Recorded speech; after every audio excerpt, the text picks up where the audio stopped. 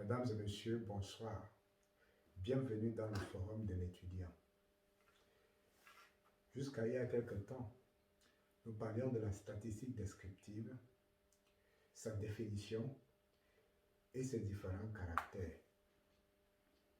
Aujourd'hui, nous allons parler des critères d'évaluation de la statistique descriptive. Madame Cynthia Sade va donc, durant une vingtaine de minutes, vous entretenir sur ce concept fort intéressant. Madame Cynthia Sade, bonsoir. Bonsoir, Monsieur Tacho. Beaucoup de courage. Merci. Aujourd'hui, nous allons continuer avec les différents critères d'évaluation. Parmi les critères d'évaluation, il en existe deux types de critères. Les critères de position et les critères de dispersion. Parmi les critères de position, nous en avons trois: la moyenne, la médiane et la mode. Et parmi les critères de dispersion, nous avons la variance, les cas types. Les cas types encore appelés le rang.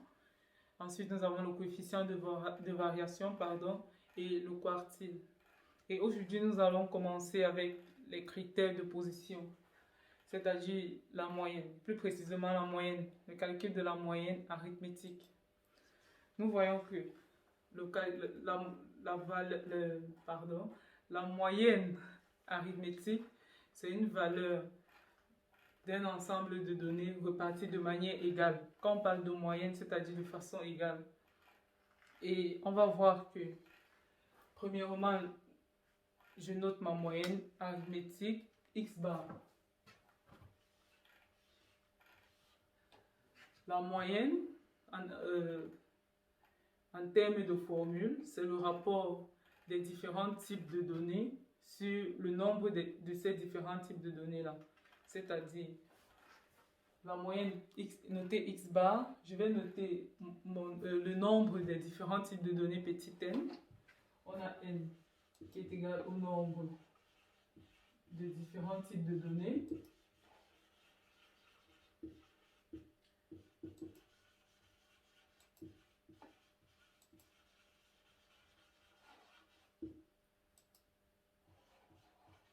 Et ensuite, je note xi, petit xi, noter les différents types de données.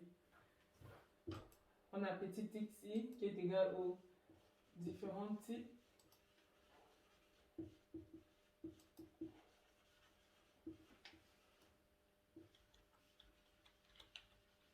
de données. Et j'ai dit tout à l'heure, la moyenne arithmétique, c'est la somme des différents types de données, le rapport de la somme. Quand on parle de rapport, on a déjà la division. Le rapport de la somme des différents types de données sur le nombre de données. Donc, on note que la moyenne x bar, c'est le rapport. Quand on parle de rapport, on pense à la division. Le rapport de la somme, en termes mathématiques, la somme des différents types de données xi, je mets xi.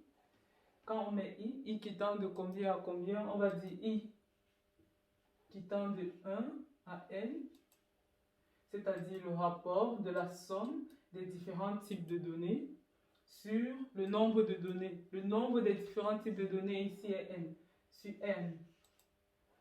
Voici notre formule de la moyenne arithmétique. Pour que vous compreniez mieux, on va procéder à l'application numérique, c'est-à-dire au calcul, plus précisément en termes de chiffres. Disons que, par exemple, on a application numérique.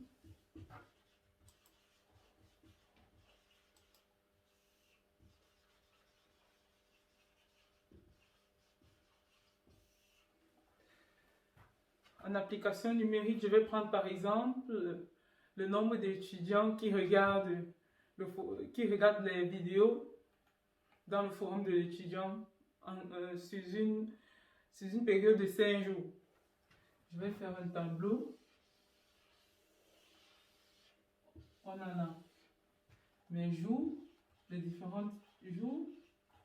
Et on a ici, quand je dis le nombre d'étudiants, qui regardent les vidéos sur une période de 5 jours.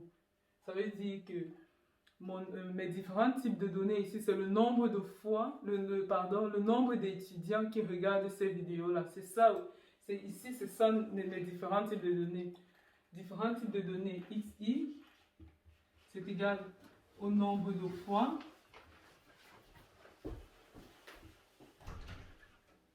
au nombre d'étudiants. Les différents types de données ici, XI, c'est le nombre d'étudiants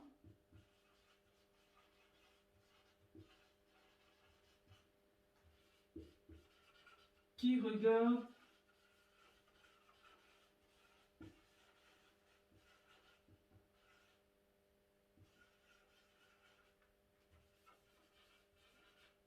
les vidéos par jour.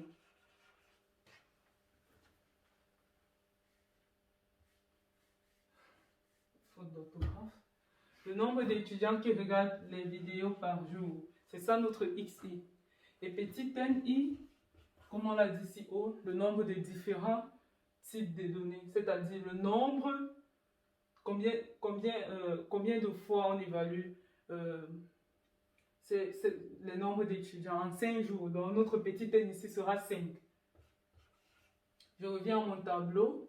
On a les différents types de jours. On a lundi, mardi, mercredi, jeudi et vendredi. Nombre d'étudiants, je note directement XI. Et puis, un instant s'il vous plaît. Disons qu'on a 5 personnes. On a 5 personnes le lundi, 10 personnes le mardi, 15 personnes le mercredi, 50 personnes le jeudi et 20 personnes le vendredi. Donc, on sait que la moyenne, c'est égal à la moyenne X bar. J'ai bien dit le rapport de la somme. Le rapport de la somme. Ici, on va dire, notre X bar, c'est le rapport de la somme des nombres d'étudiants qui regardent les vidéos par jour. Donc, le rapport de la somme de XI sur petit n, ce qui est égal à, quand on dit la somme des différents types de données, quand on parle de somme, on a l'addition. On a 5 étudiants regardent la vidéo le lundi, plus 10 étudiants le mardi, le mercredi on en a 15, le jeudi on en a 50 et le vendredi on en a 20. Sur petit n, notre petit n ici c'est 5. On a combien de données? On compte le nombre. 1, 2, 3, 4, 5. Sur 5. Ce qui est égal, on a 5 plus 10 qui est égal à 15. 15 plus 15, 30.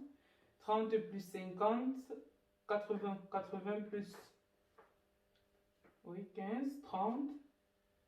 15, 30, 80, 100. On a 100 sur 5.